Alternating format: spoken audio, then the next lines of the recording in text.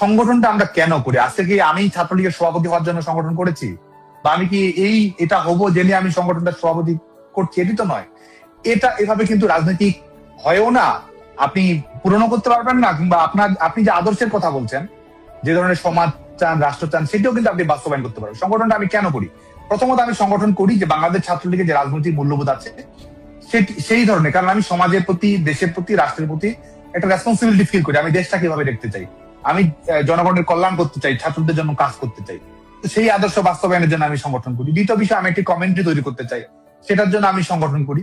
তৃতীয় বিষয় হচ্ছে আমার পার্সোনাল ডেভেলপমেন্টের জন্য আমি সংগঠনটা করি, যে আমার লিডারশিপ স্কিল গুলো ডেভেলপ হবে, আমি সাংগঠনিক ভাবে কাজ করতে পারবো, সমস্যা মোকাবেলা করতে পারবো, বিভিন্ন ধরনের কমিউনিটি সার্ভিস গুলো করতে পারবো, নেতৃত্বের যে গুণাবলী গুলো আছে সেগুলো অর্জন করতে পারবো, আমার ব্যক্তিত্বের উৎকর্ষতা বৃদ্ধি পাবে, আমার যে সমস্যাগুলো আছে, সংকট আছে, লিমিটেশন আছে, এগুলো আমি করতে পারবো, আমি একজন বেটার লিডার হবো, আমি একজন বেটার মানুষ হবো। আমি সংগঠনটা কিন্তু এই করি, একটা হচ্ছে দেশের প্রতি, আর একটা হচ্ছে আমি নিজেকে এভাবে দেখতে চাই, এটার মাধ্যমে। এবং একই সঙ্গে আমরা যেহেতু একটা ছাত্র সংগঠন, আমি শিক্ষা ব্যবস্থা, ছাত্রদের নিয়ে এই অ্যাক্টিভিজম গুলো করতে চাই, তাদের স্কিল করতে চাই, আমাদের বিশ্বের শিক্ষা মানচিত্রে বাংলাদেশের শিক্ষা প্রতিষ্ঠানগুলো জায়গা করে সেটি নিশ্চিত করতে চাই, আমাদের ছাত্রদের এমপ্লয়াবিলিটি তৈরি হোক এবং পরবর্তীতে এমপ্লয়মেন্ট হোক সেটি নিশ্চিত করতে চাই, তাদের হয়ে ডেমোক্রেসি নিয়ে অ্যাডভোকেসি করতে চাই, হিউম্যান রাইটস নিয়ে অ্যাডভোকেসি করতে চাই, ছাত্র অধিকার নিয়ে অ্যাডভোকেসি। এই জন্যই তো আমরা সংগঠনগুলো করি। তা আমরা মনে করি যে আমাদের ফোকাসটা আসলে সেদিকে নিয়ে যাওয়া উচিত। এবং আমি সুস্পষ্ট করে এটি বলি যে পদ পদবি আপনার রাজনৈতিক জীবনের ভবিষ্যতের গ্যারান্টি দিবে না।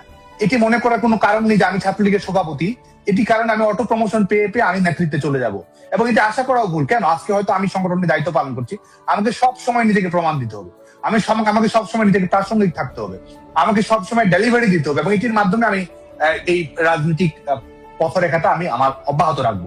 তো যে কারণে আমি ছাত্রলীগের কর্মীদেরকে আহ্বান জানাবো যে অবশ্যই আমাদের সাংগঠনিক নেতৃত্বের বিষয়টি গুরুত্বপূর্ণ, অবশ্যই তারা আমাদের গুরুত্বপূর্ণ ভূমিকা পালন করে, এবং তারা ভবিষ্যতে দেশ, সমাজ, রাজনীতিকে অনেক কিছু তারা দেবে। কিন্তু আমাদেরকে মনে রাখতে হবে যে আমরা নিজেরা যদি আলোকিত মানুষ হতে পারি, নিজেরা যদি নিজেকে সেভাবে গড়ে তুলতে পারি, তাহলে কিন্তু আমি ভবিষ্যতের জন্য নিজেকে আরো ভালোভাবে প্রস্তুত করতে পারছি।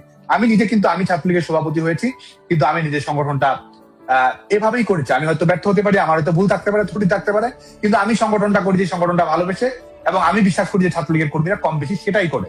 সেই ফোকাসটা যেন থাকে,